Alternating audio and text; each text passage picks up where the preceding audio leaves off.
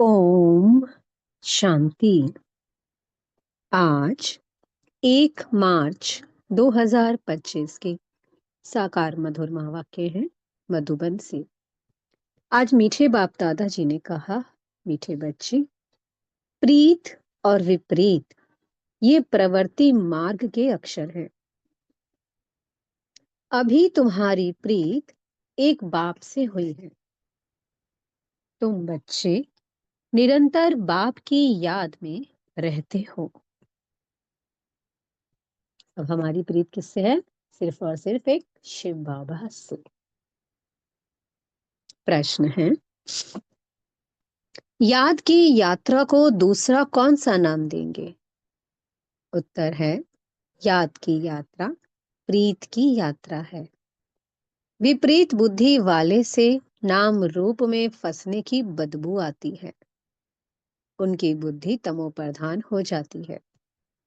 जिनकी प्रीत एक बाप से है, वह ज्ञान का दान करते रहेंगे। किसी भी देहधारी से उनकी प्रीत नहीं हो सकती। गीत चला है, ये वक्त जा रहा है। ओम शांति। बाप बच्चों को समझा रहे हैं, अब इसको याद की यात्रा भी कहें तो प्रीत की यात्रा भी कहें। मनुष्य तो उन यात्राओं पर जाते हैं। ये जो रचना है उनकी यात्रा पर जाते हैं। भिन्न भिन्न रचना है ना। रचयिता को तो कोई भी जानते ही नहीं। अभी तुम रचयिता बाप को जानते हो। उस बाप की याद में तुमको कभी रुकना नहीं है। तुमको यात्रा मिली है याद की।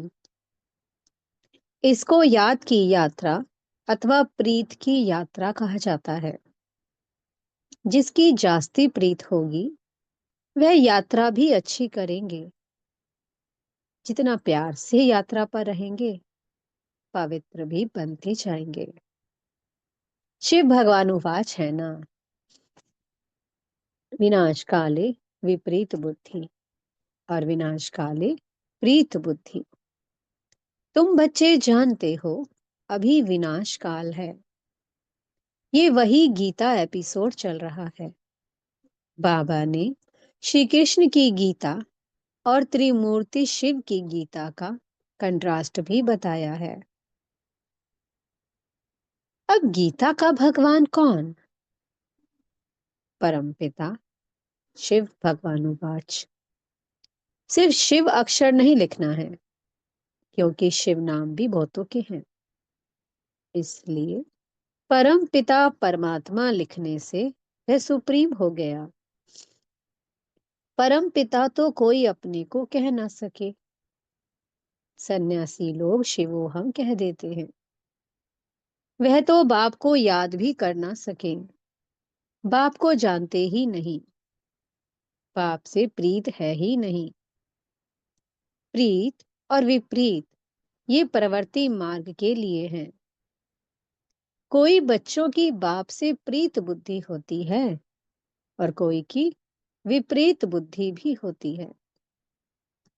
तुम्हारे में भी ऐसे हैं। बाप के साथ प्रीत उनकी है जो बाप की सर्विस में तत्पर हैं। बाप के सिवाय और कोई से प्रीत हो न सके। शिव बाबा को ही कहते हैं, बाबा हम तो आपके ही मददगार हैं। ब्रह्मा की इसमें बात ही नहीं,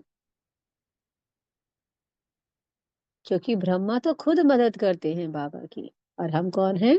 बाबा के मददगार, शिव बाबा के मददगार इस स्वर्ग की स्थापना में। शिव बाबा के साथ जिन आत्माओं की प्रीत होगी वह जरूर मददगार होंगे। शिव बाबा के साथ वो सर्विस करते रहेंगे। प्रीत नहीं है तो गोया विपरीत हो जाते हैं।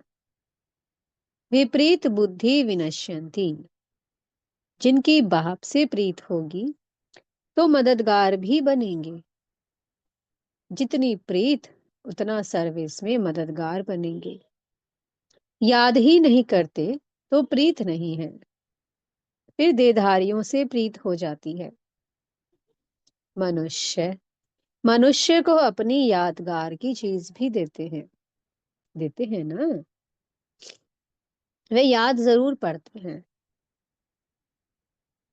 अभी तुम बच्चों को बाप अविनाशी ज्ञान रत्नों की सौगात देते हैं, जिससे तुम राजाई प्राप्त करते हो। अविनाशी ज्ञान रत्नों का दान करते हैं तो प्रीत बुद्धि है।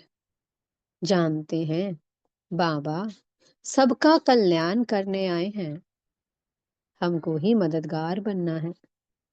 तो बाप की मददगार कौन? बाप के बच्चे ही तो बनेंगे, कोई बाहर का थोड़ी ना आएगा। तो हम कौन? बाबा के मददगार बच्चे, जो ज्ञान रत्नों का दान करते हैं, परमात्मा का परिचय देते हैं। उनकी प्रीत सिर्फ एक से है, और ये प्रीत बढ़ती जाती है। जितनी जितनी प्रीत बढ़ती जाएगी, उतना उतना सर्विस बढ़ती जाएगी। ऐसे प्रीत बुद्धि विजयंती होते हैं। जो याद ही नहीं करते वो प्रीत बुद्धि नहीं। बाप से प्रीत होगी, याद करेंगे तो वे कर्म विनाश होंगे और दूसरों को भी कल्याण का रास्ता बताएंगे। तुम ब्राह्मण बच्चों में भी प्रीत और विपरीत का मदार है। बाप को जास्ती याद करते हैं, गोया प्रीत है। बाप कहते हैं मुझे निरंतर याद करो, मेरे मददगार बनो। रचना को एक रचता बाप ही याद रहना चाहिए, किसी रचना को याद नहीं करना है। दुनिया में तो रचयिता को कोई जानते नहीं, ना याद करते हैं। सन्यासी लोग भी भ्रम को याद करते हैं, वो भी रचना हो गई। रचयिता तो सबका एक ही है ना। और जो भी चीजें इन आंखों से देखते हो वो सब तो है रचना। जो नहीं देखने आता है वो है रचयिता बाप। ब्रह्मा, विष्णु, शंकर का भी चित्र है, वो भी रचना है। बाबा ने जो चित्र बनाने के लिए कहा है, ऊपर में लिखना है परमपिता परमात्मा त्रिमूर्ति शिव भगवानुवाच। ने क्या कहा है, क्या लिखना है? परमपिता परमात्मा त्रिमूर्ति शिव भगवानुवाच। भल कोई अपने को भगवान कहे, परंतु परमपिता कह ना सके। तुम्हारा बुद्धि योग है शिव बाबा के साथ, ना कि शरीर के साथ। बाप ने समझाया है, अपने को अशरीरी आत्मा समझ मुझ बाप को याद करो। प्रीत और विपरीत का सारा मदार है सर्विस पर। अच्छी प्रीत होगी तो बाप की सर्विस भी अच्छी करेंगे, तब विजयंती कहेंगे। प्रीत नहीं तो सर्विस भी नहीं होगी, फिर पद भी कम। कम पद को कहा जाता है उच्च पद से विनश्यंती। कम पद को क्या कहा जाएगा कि ऊंचा पद खो दिया। यो विनाश तो सबका होता ही है, परंतु ये खास प्रीत और विपरीत की बात है। रचयिता बाप तो एक ही है, उनको ही शिव परमात्माएं नमः कहते हैं। शिव जयंती भी मनाते हैं। शंकर जयंती कभी सुना नहीं है। प्रजापिता ब्रह्मा का भी नाम बाला है। विष्णु की जयंती नहीं मनाते, श्री कृष्ण की मनाते हैं। ये भी किसको पता नहीं कि श्री कृष्ण और विष्णु में क्या अंतर है, क्या फर्क है दोनों में। मनुष्यों की है विनाश काले विपरीत बुद्धि। तो तुम्हारे में भी प्रीत और विपरीत बुद्धि है ना। बाप कहते हैं तुम्हारा ये रूहानी धंधा तो बहुत अच्छा है, सवेरे और शाम को इस सर्विस में लग जाओ। शाम का समय 6 से 7 तक अच्छा कहते हैं। सत्संग आदि भी शाम को और सवेरे करते हैं। रात में तो वायुमंडल खराब हो जाता है। रात को आत्मा स्वयं शांति में चली जाती है। जिसको नींद कहते हैं। फिर सवेरे जागती है, कहते भी हैं, राम सिमर प्रभात मोरे मन। अब बाप बच्चों को समझाते हैं, मुझ बाप को याद करो। शिव बाबा जब शरीर में प्रवेश करें, तब तो कहें कि मुझे याद करो, तो विकर्म विनाश हो जाएंगे। तुम बच्चे जानते हो हम कितना बाप को याद करते हैं और रूहानी सेवा करते हैं। सभी को यही परिचय देना है। अपने को आत्मा समझ बाप को याद करो, तो तुम तमो प्रधान से सतो प्रधान बन जाएंगे। खाद निकल जाएगी। प्रीत बुद्धि में भी परसेंटेज है। बाप से प्रीत नहीं है तो जरूर अपनी देह में प्रीत है या मित्र संबंधियों आदि से प्रीत है। बाप से प्रीत होगी तो सर्विस में लग जाएंगे। बाप से प्रीत नहीं तो सर्विस में भी नहीं लगेंगे। कोई को सिर्फ अल्फ और बे का राज समझाना तो बहुत ही सहज है। हे भगवान, हे परमात्मा कह याद करते हैं, परंतु उनको जानते बिल्कुल नहीं। बाबा ने समझाया है, हर एक चित्र में ऊपर परम पिता त्रिमूर्ति शिव भगवानुवाच जरूर लिखना है, तो कोई कुछ कह ना सके। अभी तुम बच्चे तो अपना सैपलिंग लगा रहे हो। सभी को रास्ता बताओ तो बाप से आकर वर्षाले में। बाप को जानते ही नहीं, इसलिए प्रीत बुद्धि है नहीं। पाप बढ़ते बढ़ते एकदम तमो प्रधान बन पड़े हैं। बाप के साथ प्रीत उनकी होगी जो बहुत याद करेंगे। उनकी ही गोल्डन एज बुद्धि होगी। अगर और तरफ बुद्धि भटकती होगी तो तमो प्रधान ही कहेंगे। तो गोल्डन एज बुद्धि किसकी होगी? जिसकी प्रीत एक शिव बाबा से होगी, जो सिर्फ एक बाबा को ही याद करेगा। वही जिनकी बुद्धि अभी और कहीं भटक रही है, इसका मतलब अभी उनकी तमो प्रधान बुद्धि है। भल सामने बैठे हैं तो भी प्रीत बुद्धि नहीं कहेंगे, क्योंकि याद ही नहीं करते हैं। प्रीत बुद्धि की निशानी है याद। वो धारणा करेंगे, औरों पर भी रहम करते रहेंगे कि बाप को याद करो तो तुम पावन बनेंगे। ये किसको भी समझाना तो बहुत सहज है। बाप स्वर्ग की बादशाही का वर्षा बच्चों को ही देते हैं। जरूर शिव बाबा आया था, तब तो शिव जयंती भी मनाते हैं ना। कृष्ण, राम आदि सब होकर गए हैं, तब तो मनाते हैं आते हैं ना। शिव बाबा को भी याद करते हैं, क्योंकि वह आकर बच्चों को विश्व की बादशाही देते हैं। नया कोई इन बातों को समझ ना सके। भगवान कैसे आकर वर्षा देते हैं? बिल्कुल ही पत्थर बुद्धि है, याद करने की बुद्धि नहीं। बाप खुद कहते हैं, तुम आधा कल्प के आशिक हो, मैं अब आया हूं। भक्ति मार्ग में तुम कितने धक्के खाते हो, परंतु भगवान तो कोई को मिला ही नहीं।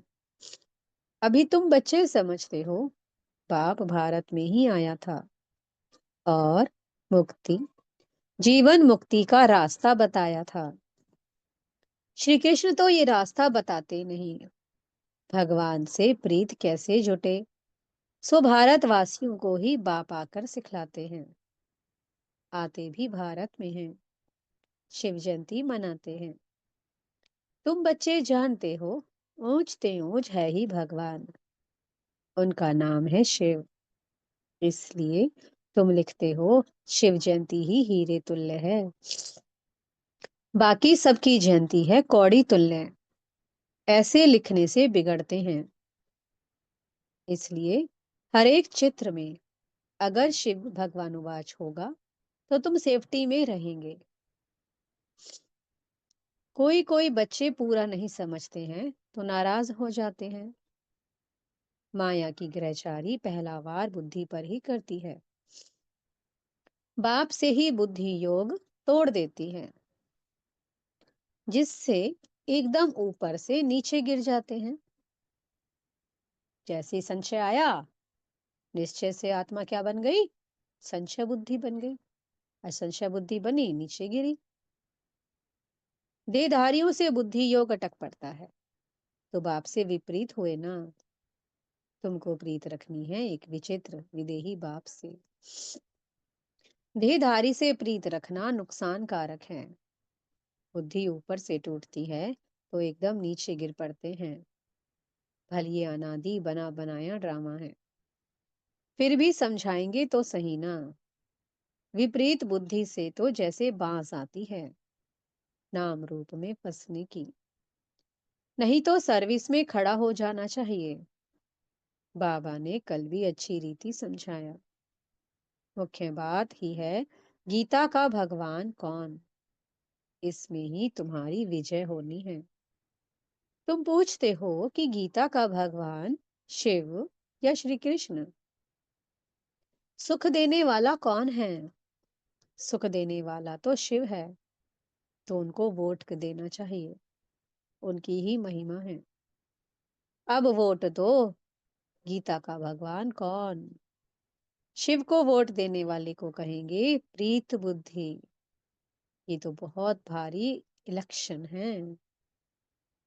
ये सब युक्तियां उनकी बुद्धि में आएंगी जो सारा दिन विचार सागर मंथन करते रहते होंगे। कई बच्चे चलते चलते रूठ पड़ते हैं। अभी देखो तो प्रीत है, अभी देखो तो प्रीत टूट पड़ती, रूठ जाते हैं। कोई बात से बिगड़े तो कभी याद भी नहीं करेंगे, चिट्ठी भी नहीं लिखेंगे, गोया प्रीत नहीं है।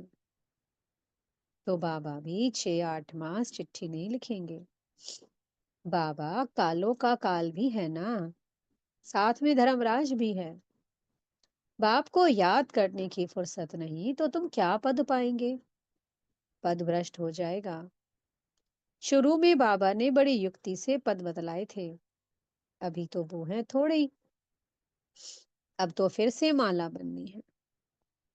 सर्विसेबल की तो बात सर्विसेबल की तो बाबा भी महिमा करते रहेंगे। जो खुद बादशाह बनते हैं तो कहेंगे हमारे हम जीन्स भी बने, ये भी हमारे मिसल राज्य करें।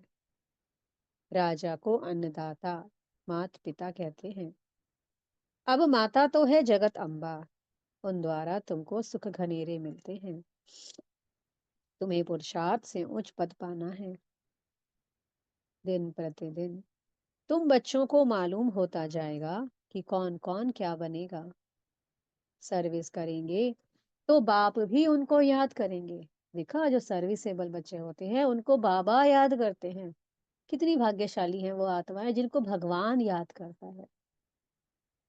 सर्विस ही नहीं करते तो बाप याद क्यों करे? बाप याद उन बच्चों को करेंगे जो प्रीत बुद्धि होंगे। ये भी बाबा ने समझाया है। किसकी दी हुई चीज पहनेंगे तो उनकी याद जरूर आएगी। बाबा के भंडारे से लेंगे तो शिव बाबा ही याद आएगा। बाबा खुद अनुभव बतलाते हैं। याद जरूर पड़ती है। इसलिए किसी की भी दी हुई चीज रखनी नहीं चाहिए। अच्छा, मीठे मीठे से कीलत है बच्चों प्रति माता पिता बाप दादा का याद प्यार और गुड मॉर्निंग। रूहानी बाप की रूहानी बच्चों को नमस्ते। हम रूहानी बच्चों की मीठे रूहानी बाप दादाजी को बहुत बहुत याद प्यार, गुड मॉर्निंग और नमस्ते। धारणा के लिए मुख्य सार है। पहला पॉइंट, एक विदेही विचित्र बाप से दिल की सच्ची प्रीत रखनी है। सदा ध्यान रहे माया की ग्रहचारी कभी बुद्धि पर वार न कर दे। दूसरा पॉइंट है, कभी भी बाप से रूठना नहीं है। सर्विसेबल बन अपना भविष्य उच्च बनाना है। किसी की दी हुई चीज अपने पास नहीं रखनी है। मीठे सतगुरु जी वरदान दे रहे हैं। शुद्धि की विधि द्वारा किले को मजबूत करने वाले सदा विजयी और निर्विघ्न भव। इस किले में हर आत्मा सदा विजयी और निर्विघ्न बन जाए, इसके लिए विशेष टाइम पर चारों ओर एक साथ योग के प्रोग्राम रखो। फिर कोई भी इस तार को काट नहीं सकेगा, क्योंकि जितनी सेवा बढ़ाते जाएंगे, उतना माया अपना बनाने की कोशिश भी करेगी। इसलिए जैसे कोई भी कार्य शुरू करते समय शुद्धि की विधियां अपनाते हो, ऐसे संगठित रूप में आप सर्वश्रेष्ठ आत्माओं का एक ही शुद्ध संकल्प हो, विजयी। ये है शुद्धि की विधि, जिससे किला मजबूत हो जाएगा। स्लोगन है, युक्ति युक्त या यथार्थ सेवा का प्रत्यक्ष फल है खुशी। अव्यक्त इशारे हैं, सत्यता और सभ्यता रूपी कल्चर को अपनाओ। ब्राह्मण जीवन में फर्स्ट नंबर की कल्चर है सत्यता और सभ्यता। तो हर एक के चेहरे और चलन में ये ब्राह्मण कल्चर प्रत्यक्ष हो। हर ब्राह्मण मुस्कुराता हुआ हर एक से संपर्क में आए। कोई कैसा भी हो, आप अपना ये कल्चर कभी नहीं छोड़ो, तो सहज परमात्म प्रत्यक्षता के निमित्त बन जाएंगे। ओम शांति। बहुत बहुत शुक्रिया प्यारे प्यारे हमारे मीठे मीठे बाप दादा जी का। ओम शांति।